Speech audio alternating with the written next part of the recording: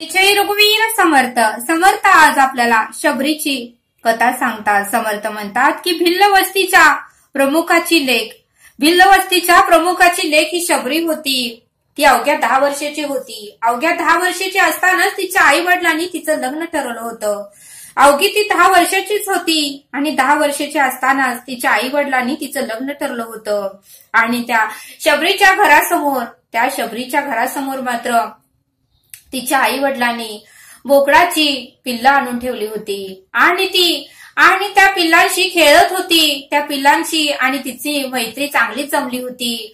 रोज त्या पिल्लांशी बोलत होती, त्यांच्याशी खेळत होती, त्यांना चारा घालत होती, पाणी घालत होती आणि तिची त्या पिल्लांबरोबर भरपूर मैत्री जमली होती। आणि लग्न मात्र जवळ आलं होतं। त्याचं भान मात्र शबरीला नव्हतं।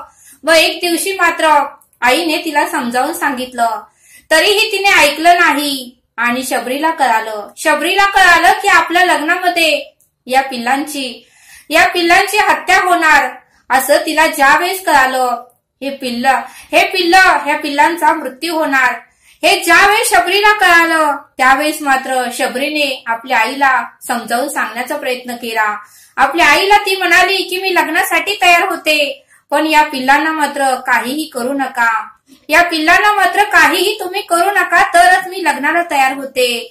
त्यावेळेस आईनेही शबरीचं एकही शब्द ऐकला नाही आणि ती त्या शबरीला घेऊन आई तिच्या वडिलांसमोर शबरीला उभं केलं। त्यावेळेस शबरीने आपल्या वडिलांनाही खूप समजावून सांगण्याचा प्रयत्न केला।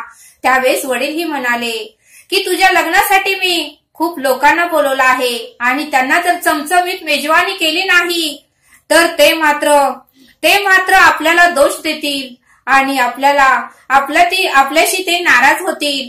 त्यामुळे त्यांना चमचमीत अशी मेजवानी द्यावीच लागणार आणि त्यामुळे या पिल्लांचा हत्या करून त्यांना मेजवानी द्यावीच लागणार असं ज्यावेळेस शबरीला तिच्या वडिलांनी सांगितलं, त्यावेळेस शबरीलाही वाईट वाटलं आणि शबरीला तिच्या वडिलांनी ताकीद केली की आता इथून पुढे तू एकही शब्द बोलायचा नाहीस आणि गुपचूप लग्नाला उभं राहायचं असं शबरीला सांगितलं।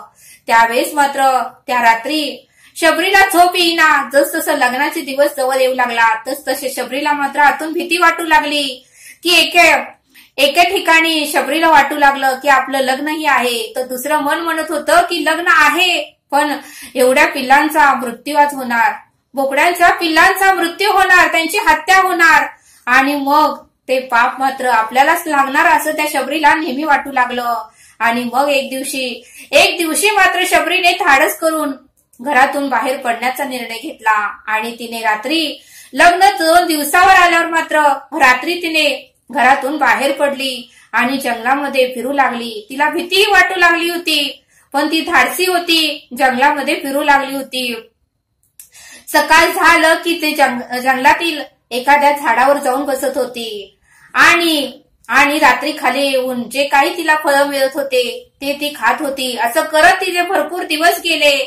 एके दिवशी मात्र जंगलामध्ये तिला एक आश्रम तिला दिसले। त्यावेळेस तिला आनंद वाटला। ते आश्रम मात्र मातंग ऋषीचे होते हे तिला माहिती नव्हतं। मात्र ती जंगलामध्ये झाडावर बसत होती आणि सकाळी पहाटे लवकर उठून ते त्या ऋषींचा आश्रम स्वच्छ करत होती, आजूबाजूचा परिसर स्वच्छ करत होती, रांगोळी काढत होती, सडा मारत होती। असं रोजचा तिचा नियम चालू होता आणि ऋषीमुनी उठायच्या आतच ती झाडावर जाऊन बसत होती।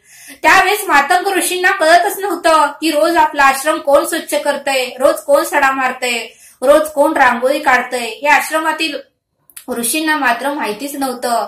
ऋषी म्हणत होते शिष्य तर उशिरा उठतात, मग हे सर्व कोण करतय याचं मात्र आश्चर्य ऋषींना वाटत होतं। त्यावेळेस मातंग ऋषींनी ठरवलं की आपण दुसऱ्या दिवशी पाहायचंच की हे कोण करतय। आणि ऋषी मात्र रात्रभर झोपलेच नाहीत, पहाटेही ते जागेच होते। त्यावेळेस मात्र शबरी झाडावरून खाली आली। तिने त्या मातंग ऋषींचा आश्रम पुन्हा स्वच्छ केलं, पुन्हा सडा मारला, पुन्हा रांगोळी काढली। त्यावेळेस मात्र मातंग ऋषींनी शबरीला पकडलं आणि शबरीला सर्व काही माहिती विचारली की तू कोण आहेस, कोठून आलीस आणि हे रोज तूच करत होतीस का। त्यावेळेस शबरीने सगळ्या प्रश्नाची उत्तरे दिली आणि शबरीने जे काही तिच्या आयुष्यात प्रसंग घडले ते सर्व सांगितलं. त्यावेळेस ऋषी म्हणाले की तू आजपासून या आश्रमातील लेकच आहे, त्यामुळे तू आता काही काळजी करू नकोस, तू बिनधास्त या आश्रमात राहू शकतीस.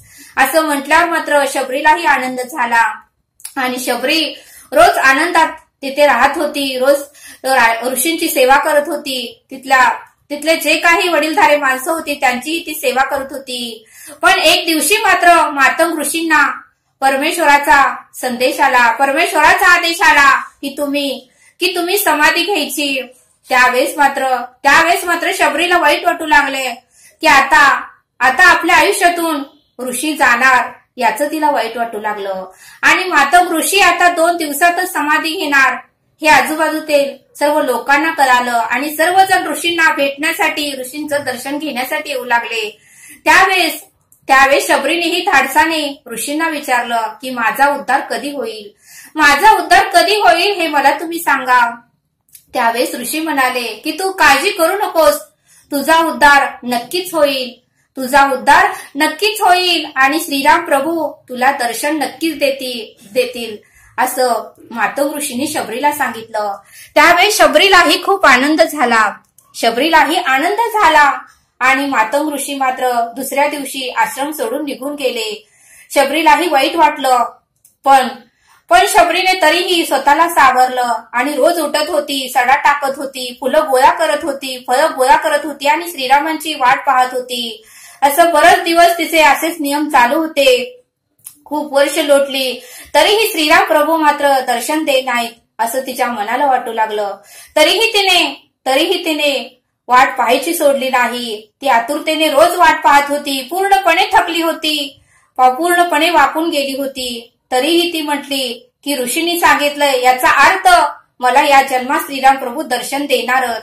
आणि ती रोज फुलांचा सडा टाकत होती. आणि एक दिवशी मात्र श्रीराम प्रभू आणि लक्ष्मण तिला दर्शन द्यायला आले आणि श्रीराम प्रभूंना पाहून शबरीच्याही डोळ्यात अश्रू वाहू लागले आणि तिनेही श्रीराम प्रभूच्या चरणाला पाया पडले, त्यांची पूजा केली, त्यांना पाटावर बसवलं, त्यांना रांगोळी काढली, फुलं वाहिली आणि त्यांच्या चरणाचीही पूजा केली, लक्ष्मणाचीही पूजा केली आणि त्यांना शबरीने उष्टी केलेली बोरही खायला दिली आणि श्रीराम प्रभूनेही आवडीने ती बोरं खाल्ली. लक्ष्मणाने मात्र बोरं खाल्ली नाहीत, पण श्रीराम प्रभूंनी मात्र आवडीने बोरं खाल्ली, कारण श्रीराम प्रभूने तिची भक्ती पाहिली होती आणि तिचा अंतःकरणातून नामस्मरण पाहिलं होतं. तिच्या आतुरतेने एवढे वर्ष वाट तिने बघितली होती आणि त्याचा उद्धार श्रीराम प्रभूंनी केला आणि तिची आवडीची बोरं खाल्ली आणि शबरीचा उद्धार श्रीराम प्रभूंनी तिला दर्शन देऊन केला. बघा म्हणले समर्थ, म्हणजे ऋषींनी सांगितलेला शब्द हा खोटा ठरला नाही. शबरीनेही त्या शब्दावर विश्वास ठेवला आणि वाट पाहिली आणि मातंग ऋषीने जसं सांगितलं तसं श्रीराम प्रभूंनीही शबरीला दर्शन दिलं आणि तिचा उद्धार झाला. तसं समर्थ म्हणतात की आपणही तशी भक्ती केली तर प्रभू कुणाच्या तरी रूपात येऊन आपल्यालाही दर्शन देतील असं समर्थांनी आपल्याला इथे सांगितलं. आणि त्यावेळेस मात्र शबरीने वाट पाहताना सुंदर असं गीत गायलं होतं आणि ते गीत असं होतं, रामा रघुनंदना आश्रमात या कधी रे येशील, आश्रमात या कधी रे येशील, रामा रघुनंदना मीन अहिल्या शापित नारी, मीन जानकी राजकुमारी, दीन रानटी वेडी शबरी तुझ्या पदाचे अखंड चिंतन, तुझ्या पदाचे अखंड चिंतन ही माझी साधना, रामा रघुनंदना, रामा रघुनंदना, पतित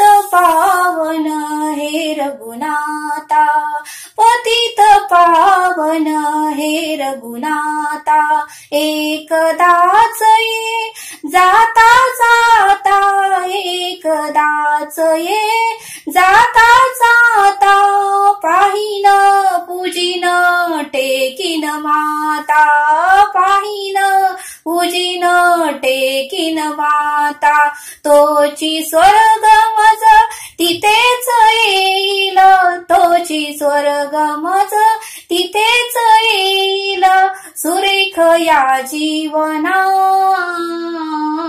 रामा रघुनंदना रामा रघुनंदना